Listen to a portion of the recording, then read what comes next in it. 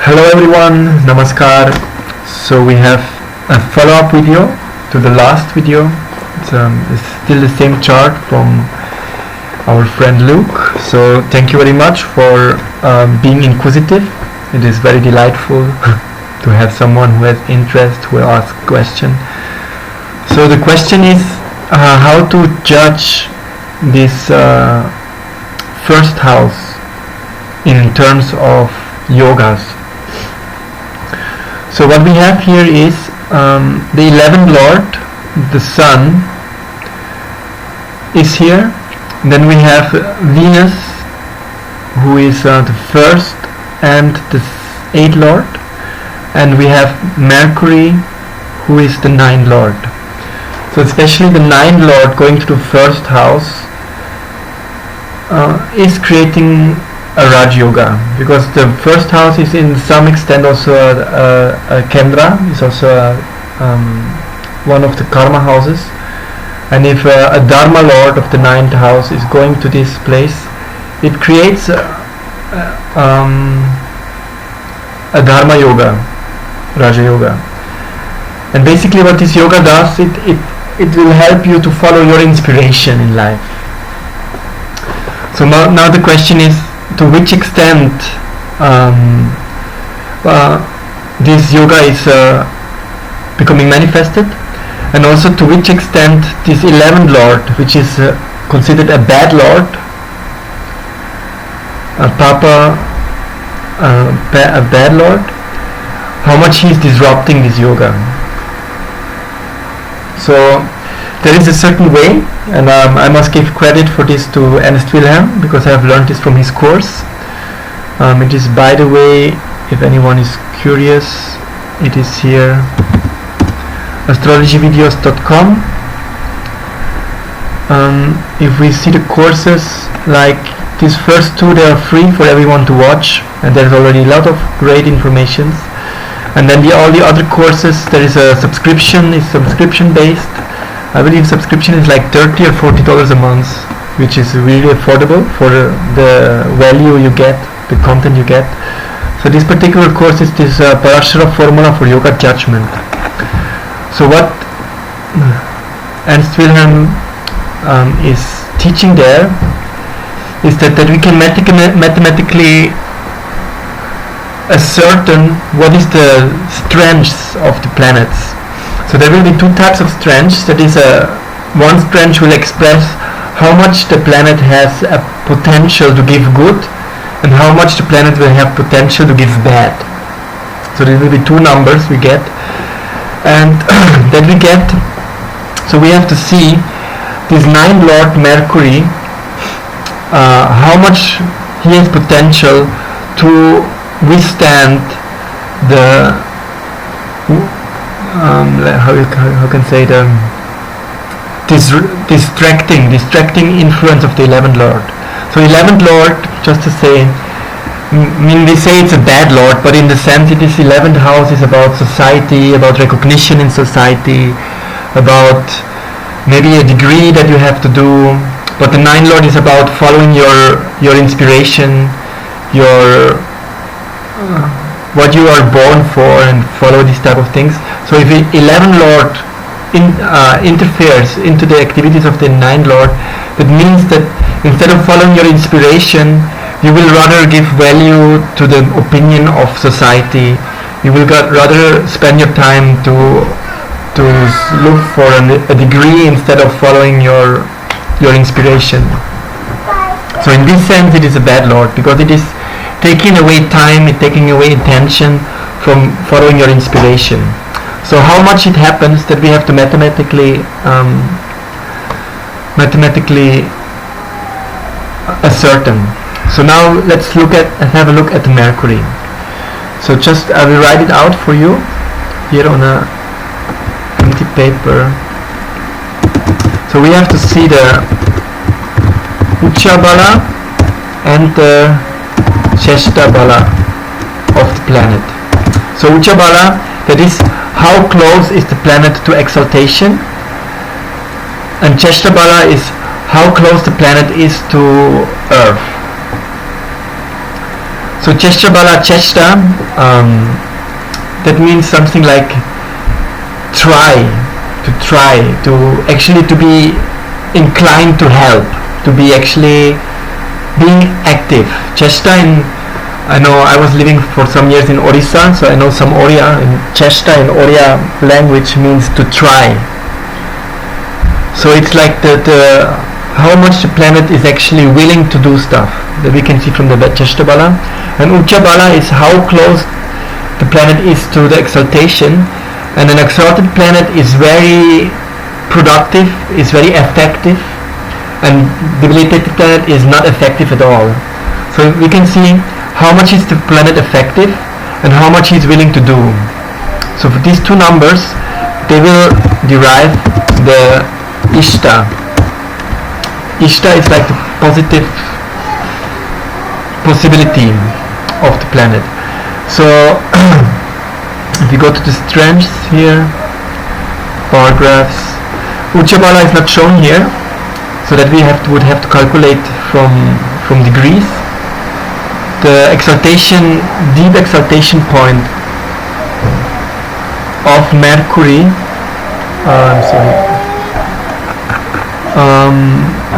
is 15 degrees of Virgo. So Mercury here now is at 23 degrees, so it's like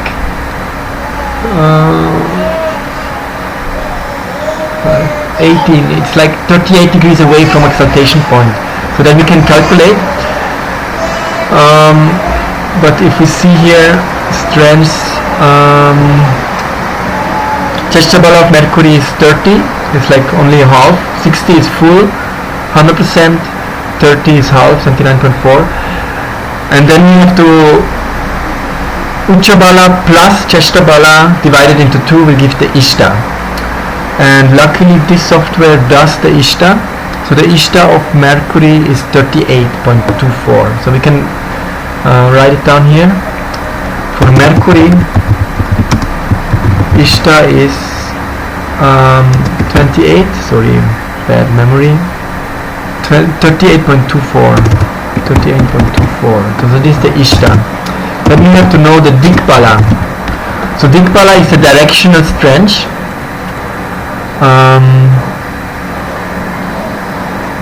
Here, Dikbala of Mercury is very high. Mercury is if in the first house, Mercury is, Dikbala is highest. Jupiter in the first house is highest. And if Mercury would be in 7th house, it will be 0.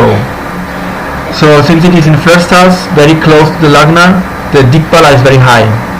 So this is, the Dikbala is 29.3, it's very high. So this is the directional strength. And that means basically how much Cheshta Bala, how much is the planet willing to do, how much effective it is, Ucha Bala, and then will he actually put his efforts into the right direction? That is seen by Dikbala. And then we have Dikbala, then the next one is the Subha and the Asubha. So Subha and Asubha, that means that we can see from the dignity of the planets. Unfortunately in this software it is here said Subha Rashmi, but I could not yet learn what is the meaning of this Rashmi. So I don't know how to take the number from this table here. I already asked some of my astrologer friends, but they did not reply yet, or didn't want to reply, or whatever. So how to calculate the Subha and the Asubha? So for that we have to understand that this dignity. So in my Instagram I have I'm sorry, my Instagram, Instagram, I made some posts about these things. If you don't know yet about that, you can read these posts. It's starting from here, from here I believe. Are the planets positive or negative here? And there we can see there is the natural friendships are discussed here, the temporary friendships are discussed here, and then from that we derive that there are 9 types. 1, 2, 3, 4, 5, 6. Yeah, 9 types of different dignities. So the planet can be in exaltation, in a multi-nikuna, in his own sign, in a great friend sign, in a friend sign, in a neutral sign, enemy sign. So we have to calculate, we have to check the Mercury within his Rasi chart, in a Navamsa, in the Hora chart, in the Drekana, in the Saptamsa, in the Dvadashamsa, and the D30. And then calculate these points together and divide 4. The Rasi chart gives full points and the Navamsa gives half points. So let's do this. We have here the points that it give. So Mercury is in Venus house. Venus is in the same house like Mercury, so he's a temporary enemy. And excuse me. And Mercury is considering Venus as a friend, but since it's a temporary enemy, it becomes neutral. Therefore, Mercury gets in the Rasi chart gets 8 points. So we can just directly calculate it here. Gets 8 points. In Navamsa, Mercury is again in Venus house. It's again neutral. In the higher divisional charts, besides the Rasi chart, everything will be half, so it will be 4. In the Hora chart, Mercury is again with Venus 4. In Drekana, Mercury is in his own house. Mula Trikona will be here first 15 degrees. So Mercury is in his own house. Own house is 30, because it's divisional chart, it is 15. Then in Saptamsa, Mercury is in debilitation sign. But there we actually have to see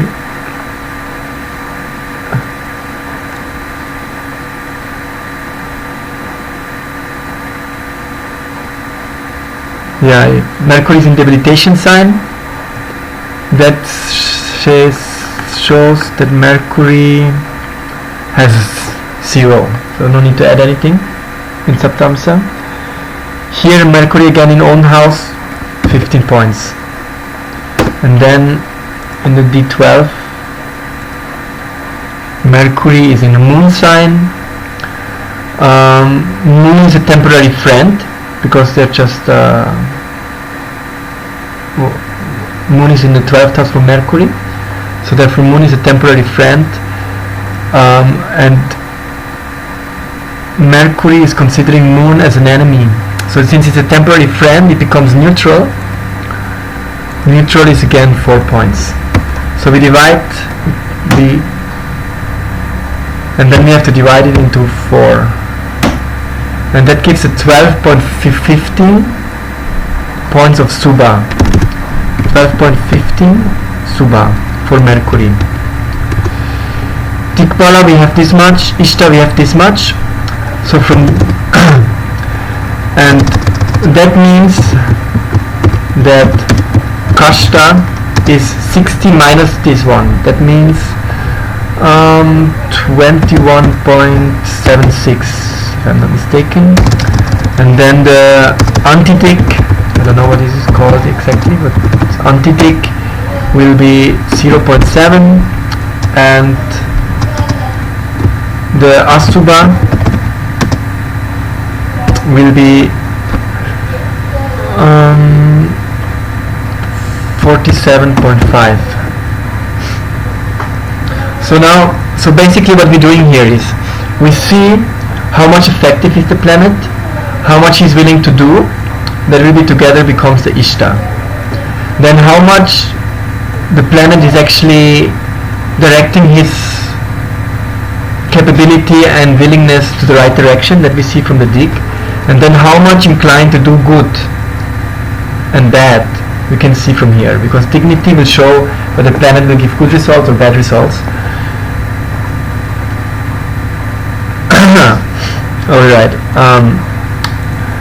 and that now we have to take these numbers, 38.24 times 59.3 divided into 60 times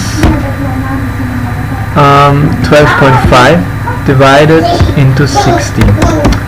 So that gives a number of 7.9. Let's just make it round. So that is the auspicious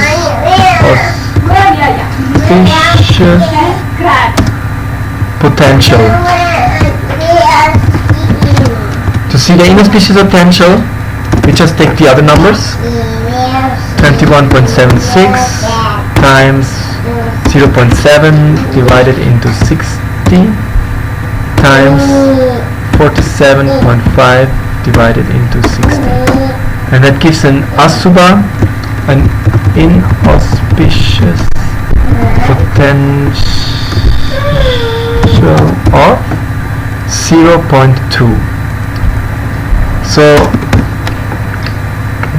that means if Mercury is involved in a good yoga, he will give results of that goodness to this extent. And if Mercury is involved in a bad yoga, he will give bad results to this extent. So now Mercury is involved in a good yoga, 9 Lord in the first house. So Mercury will give, will be quite potent to give good results. But now we have to see the Sun, how much he will give bad results. And then we have to compare the numbers, the good numbers of Mercury to the bad numbers of the Sun. So we do the same again for the Sun. So let's take straight the Ishta of the Sun. Ishta 12, it's quite remarkably lower, since the Sun, the Sun's Uchabala will be very low, because Sun is very close to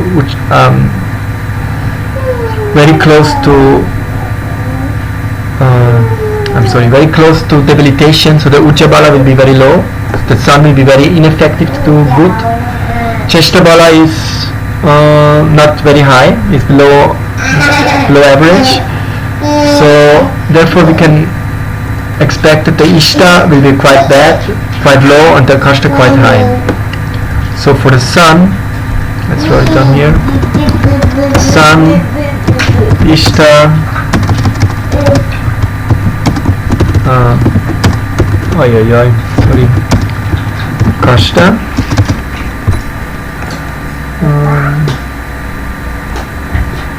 the Ishta is 12.13 and the Kashta is 47.87. Ishta.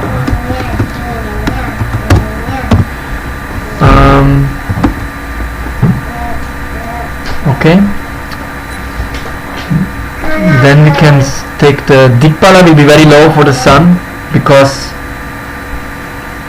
the Sun is exalted in the 10th. Oh no, it's mediocre. Yeah, no, that's not. I thought in the 7th. The Sun is strongest in the 10th, where actually Mars is staying. That is the strongest Dikpala for Sun. So it is like 90 degrees from it, means it will be half, 36.6. So we have a, we have a Dikpala of oh my goodness, Dikpala of 36.6, and that means anti-Dik of 23.34. 23.4, sorry. 23.4. Now we have to consider the Subha. So for the Subha again, let's look at our table here, and let's see the Sun. The Sun is in Venus, is in debilitation. Debilitation will give 0. So we have nothing for the Rashi chart. In the Navamsa, Sun again debilitated, 0. In Hora chart, Sun is in exaltation. Exaltation gives 60 because it's in a divisional chart. It is 15. Sorry, 30. Then we have Trekana. The Sun is in debilitation, 0 points. Sun in debilitation, 0 points. Sun in debilitation, 0 points. Trimsamsa. The Sun is in exaltation, 15 points. 30 points. Divided into 4 gives 15 of Subha. Subha is 15. Subha will be 45. 45.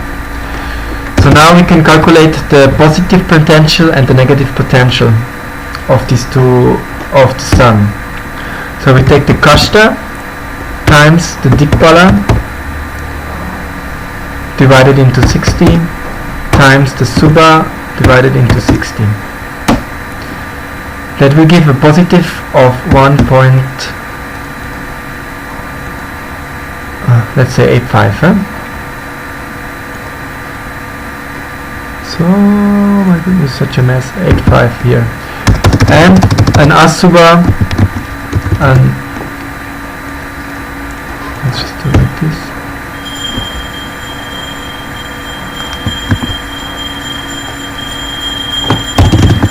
Excuse me. So 1.85 for the positive potential, and for the negative potential we take 47.87.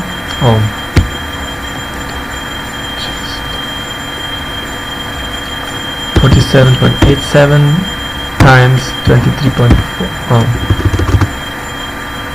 times 23.4 divided into 60 times 45 divided into 60.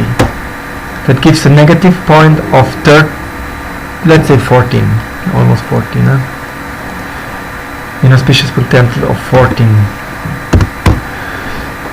So we have auspicious potential from Mercury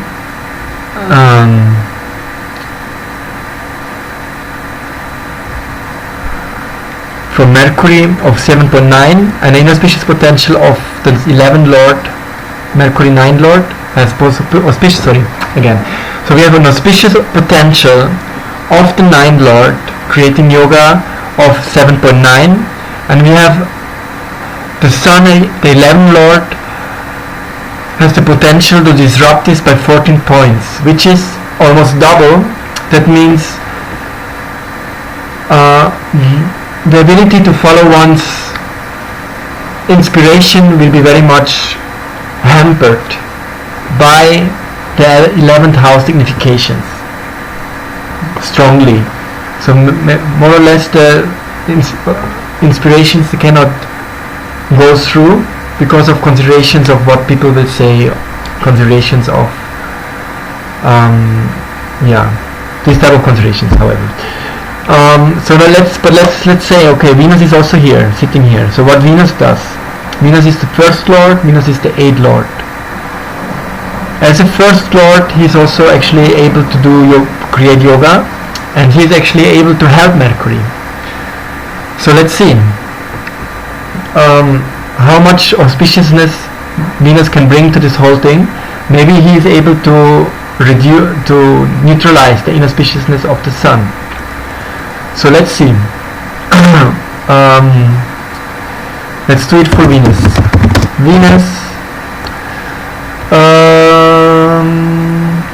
The Ishta of Venus is Krishna.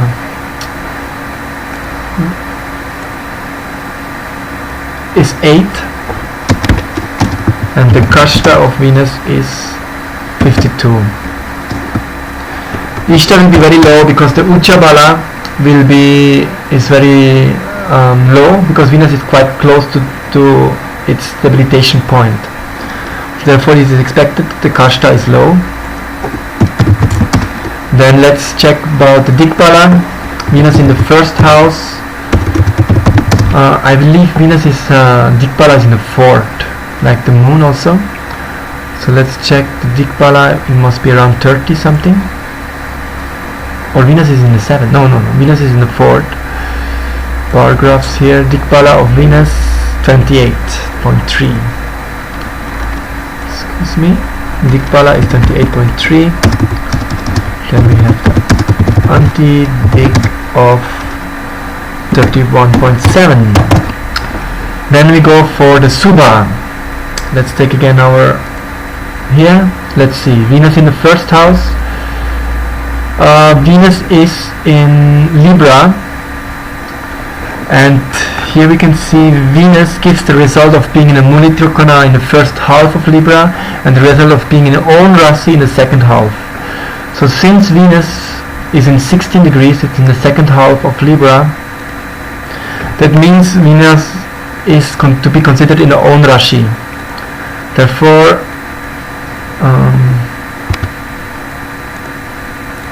Venus will give 30 points for the Rashi chart. Here in Navamsa, Venus is in a Saturn house. We take the natural, Saturn is a friend of Venus. We can see Venus is considering Saturn as a friend. And temporary relationship, Saturn is in the 11th house from Venus, that makes a temporary friend. So it will be a great friend. Great friend sign will give 22, because it's in the divisional chart, it gives 11. In Hora chart, Venus is in own house, gives 15 points. In Rekana, again, friend sign, great friend sign. Saptamsa, Venus is great friend signs, 11. In Trimsamsa, Venus is in Jupiter house. Jupiter is considered neutral. Venus is considering Jupiter as neutral. Jupiter is in the 11th house from Venus, makes a temporary friend, so it becomes a friend. Friend sign gives 15, divided into 2 because divisional chart 7.5. And then we have to check the 12th. Venus is in Mars sign. Venus considers Mars as neutral. Venus considers Mars as neutral. And Mars is in the 11th house, in the 10th house from Venus, which makes him a temporary friend. So it's also again friend. It's again 7.5. Then this whole thing divided into 4 makes a Subha of 23.25. Excuse me. So Subha is 23.25. That makes an Asubha of 36.75. So now we can calculate the auspicious potential and the inauspicious potential.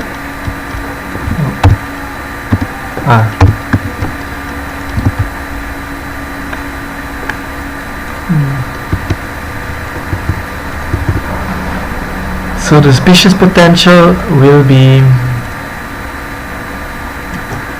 8 times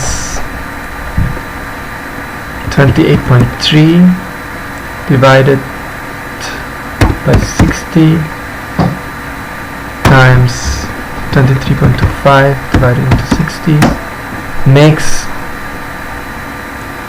an auspicious potential of 1.46. And an inauspicious potential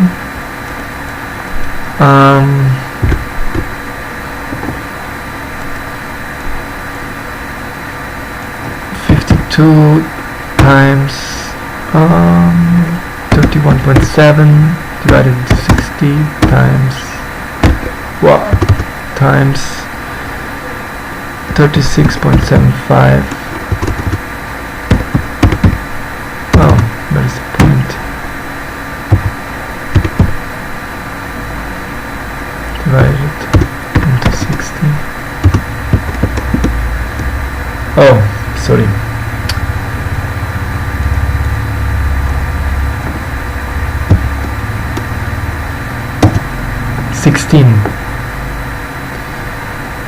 It gives gives an inauspicious potential of 16.8.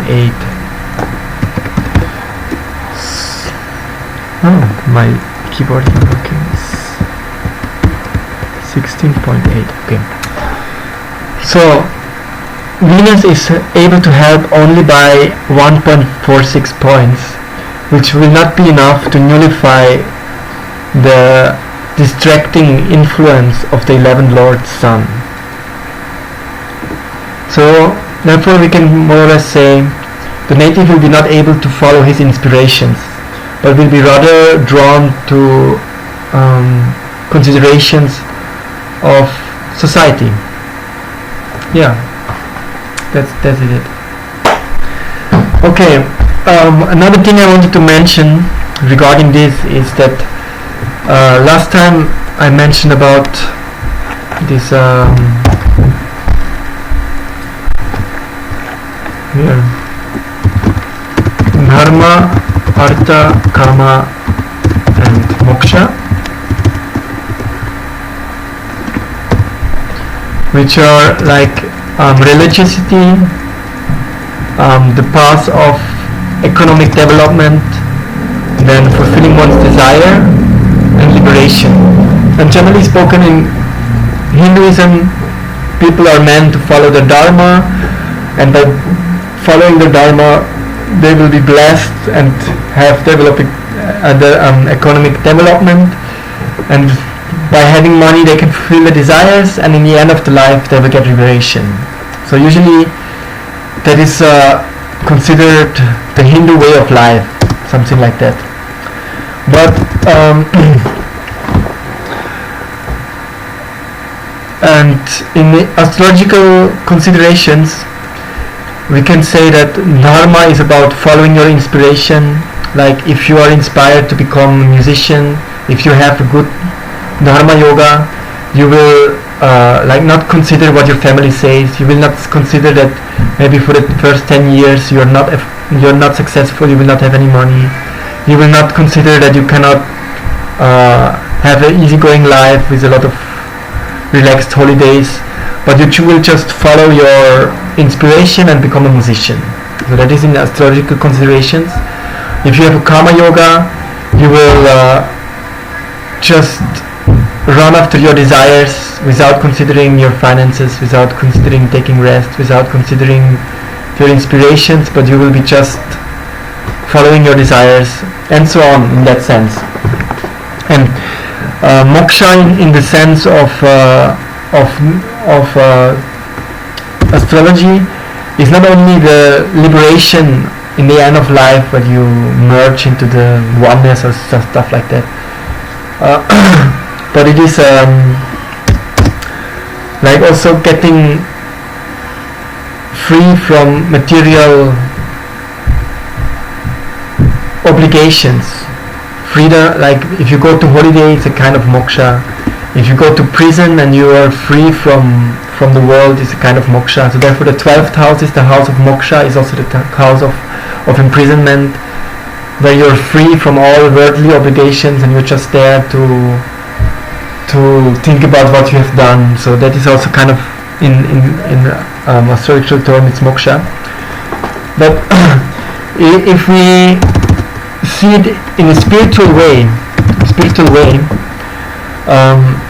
then we have to say that all these parts, the dharma part of following your inspiration, the karma part of your fulfilling your desires, and it might be an 11th house desire of name and fame, it might be a 3rd house desire of just activities you like to do, like gaming or going for some kind of hobbies or something, or a 7th house desire, which is about relationships and what comes with relationships. Or if it's or you go the part of money, it might be in terms of financial gain, in terms of emotional wealth, in the terms of luxuries or whatever. But if we really see it spiritually, even to follow your dharma is not actually something spiritual. And there is one term I want to show you. This is from the Srimad Bhagavatam. Srimad Bhagavatam is actually considered in the Kali Yuga one of the most important scriptures, because the Srimad Bhagavatam is the final contribution of Vyasadeva. So Vyasadeva, he was the compiler of the Vedas. So he saw that now we are entering into the Kali Yuga. This was 5,000 years ago, and the people of this age will not be capable of understanding things very well. They will take it in the wrong way, and also the memory will become less. And he saw a need that the things have become written down. Before that, the Vedas were not written down, but they were transmigrated from teacher to student just by listening. And there's one term, it's Shruti Dhara. This is a term, Shruti Dhara. So Shruti means listening, and Dhara means holding. That means that the students of earlier ages, they were capable of immediately memorizing everything they heard. So what they heard, they could just memorize. And in that way, the Vedic knowledge was kept within the system, the Brahminical system. But 5,000 years ago, Vyasadeva could see that this is going to decline. Therefore, he was empowered to compile the Vedic literatures. So the Veda was already there, the knowledge was there, it was inherent in the society, it was maintained by the priestly caste, it was distributed to the common people through the lectures and speeches of the priests, and the kings were following the instructions and the guidance of the priests, and in that way the whole society was living under the code of Vedic civilization, under the guidance of the keepers of the knowledge. And that system slowly was destroyed in the Kali Yuga. And because Vyasadeva saw this coming, he saw it needed to compile the Vedas, to write it down. And the story is there that after he compiled all the Vedas, he was not feeling satisfied, and he could see that many things will be misunderstood, and it will not bring full auspiciousness to the people of Kali Yuga. And contemplating thus, he met with his spiritual master Narada Muni, and Narada Muni told him that you have described so many things. You have described this Dharma, Artha, Kama, Moksha to full extent. You have talked about karma, dhyana and yoga. And karma, more or less, that is pertaining these first three things. Karma is action on the material plane and that is means dharma. Action on the material plane in a positive way is dharma, and that will lead to artha and kama. So he spoke about this karma part. He spoke about jnana part, that is spiritual knowledge, which leads to moksha. And he also has spoken about yoga, about mystic yoga, which will lead to siddhi, to mystical powers. But describing all these things, he has never give emphasis on the real essence, which is in the end bhakti and the relationship to the Supreme Godhead, to the personal aspect of the Supreme Godhead.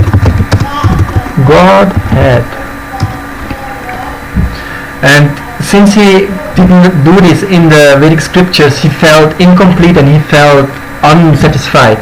So therefore his spiritual master Narada Muni instructed him that he should make one last contribution that only talks about the essence, the spiritual essence of the whole Vedic culture, which is bhakti. That means devotional surrender to the personal aspect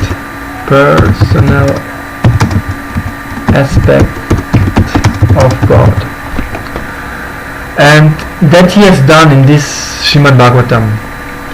And therefore in the very beginning of the Srimad Bhagavatam there is this the second shloka. It is said dharma projito kaitavatro. So that is, projito means to reject, and kaitava means cheating. So these scriptures, it starts from saying that this scripture completely rejects all type of cheating dharma, of kaitava dharma. And what is kaitava dharma? Kaitava dharma is this dharma artha kama moksha. Because this dharma, this is all pertaining to the body and mind. To the body and mind. The body and mind, sorry, like this. It all, this dharma here all pertains to body and mind. And it does not actually consider the constitutional position.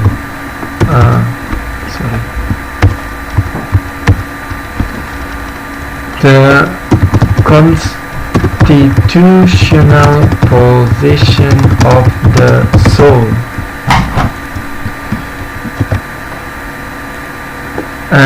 which only is concerned with bhakti and its relationship with the Supreme Godhead. So this scripture starts from saying that we are completely, this scripture completely rejects all type of cheating cheating religiosity.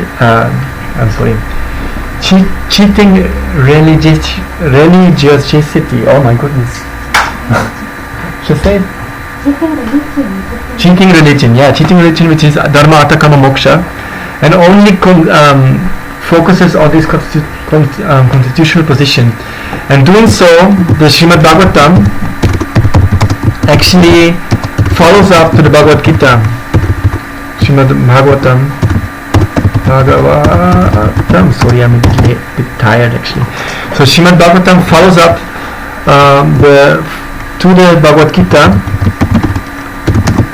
which says in its conclusion, I can just show you the verse here. It's in the 18th chapter, 66th, I believe. He says, Sarva dharman parityaja mam ekam sharanam raja. This means, give up all types of dharma and simply just surrender unto me. I will protect you from all your sinful reactions, papa, and don't fear, don't be afraid.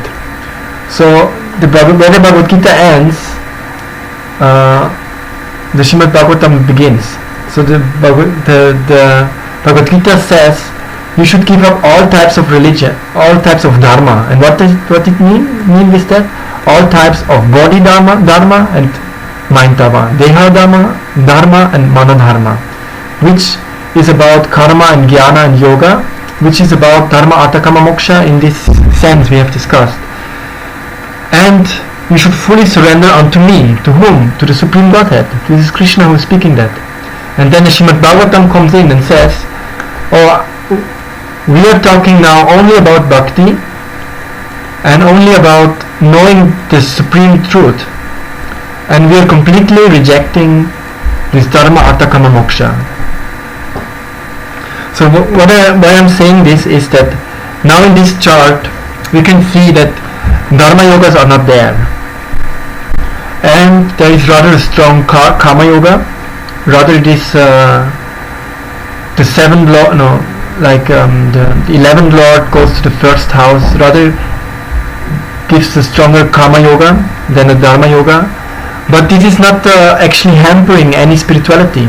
What it just simply says, it says that this person will not follow its inspiration much, but rather has considerations of society, so it's societal considerations, which is not a problem in the terms of spirituality, because this desire for doing something in the society is not a desire that doesn't allow you to be spiritual, but rather as I know from him, he wrote to me that he has desire to do some writing also about spirituality, because he's already since 10 years associating with doing mantras, going to India, having a spiritual master and so on.